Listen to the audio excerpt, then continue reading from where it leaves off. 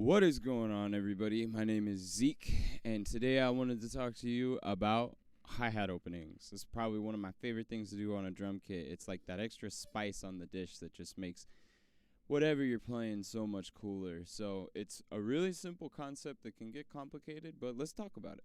Now, just for people that don't know, a hi-hat opening is when you make contact with your hi-hat and you lift your foot off of it at the same time to get that opening sound. Kind of sounds like this.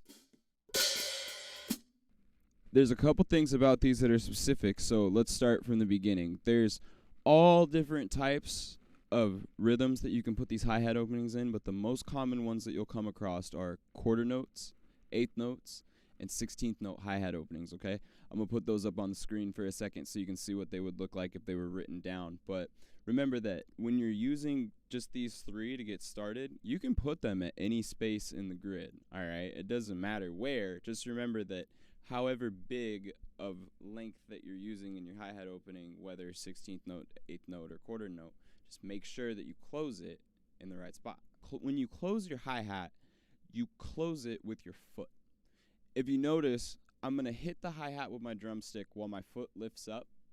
That's going to make the opening sound, and to close it, all I'm going to do is drop the weight of my leg like this.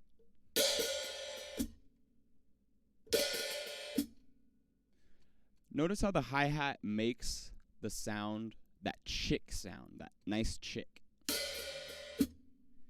That's what you want to get out of it. Because the hi-hat already makes that chick sound, there's no reason to hit it at the same time. It's a redundant motion and a redundant noise. What I'm talking about is if you were to go like so.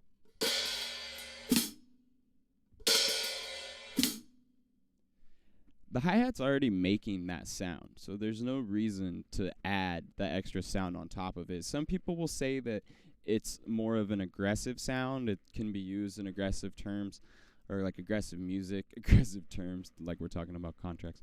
Some people will say that it's more aggressive and they'll use it in aggressive music. I personally, when I use hi-hat openings, I think of when I'm closing my hi-hat as a note to take off with my hand. It's just a moment for my hand to take a rest and get ready to go back into the next note when I have to use it again. To kind of show you how these work playing musically, what I'm going to do is I'm going to play you guys the intro and the first verse to a drum track I've been working on called Derek the Dickhead. Yeah, you know, musicians, we name our music weird stuff. Anyway, what I'm going to do is I'm going to play it two different times, okay? The first time I play it, I'm going to play it with no hi-hat openings. I'm just going to play it note for note. The second time I play it, I'm going to actually play it how it's written with all the hi-hat openings and some extra little splash hits here and there in it. So what you'll be able to see is how this little thing that you do with your hi-hat can add so much extra to something when you write it. So let's go ahead and check that out, and I will be back when I'm done.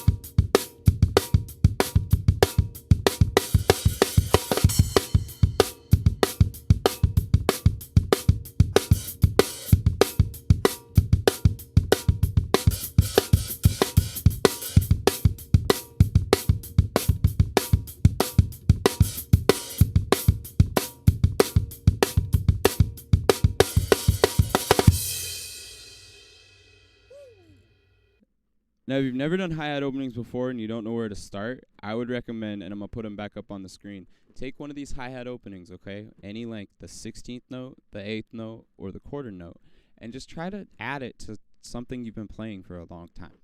The thing about hi-hat openings is they're like an extra element that you can add to the groove. So you don't have to think of it as something completely separate. You can just think of it as something that you're adding to grooves you've been playing all along. You know, they can add so much character to them with just doing something so, I wouldn't say it's simple because it takes a lot of practice, but something so small, so little, it can add so much to basically anything that you play. So try it like that and see how it goes. If you guys made it this far, you are boss. And thank you. And if you made it this far, that means you probably liked the video, so you should hit subscribe and like. Okay, enough of that. Basically, like I was saying, if you made it this far, you're awesome. But take this, practice it, tag me in videos, show me. I like seeing what people are doing. I practice a lot. You should practice a lot. That's how we get better. Alright guys, well that's it for this video. If you'd like to go ahead and hit the subscribe button or leave me a comment. Let me know what if you've been doing hi-hat openings. Are you the type of person who hits the hi-hat when you close it, or have you been the type of person who pulls it away? If you try this out and you try both methods, tell me which one works better. I mean, like I said, this is what works best for me. This is what I recommend to all my students, but everybody is different. So something might work different for you, but this is what I would suggest. But anyway, I will be back soon. I appreciate you guys watching, and have a great day. I need to go get some sleep.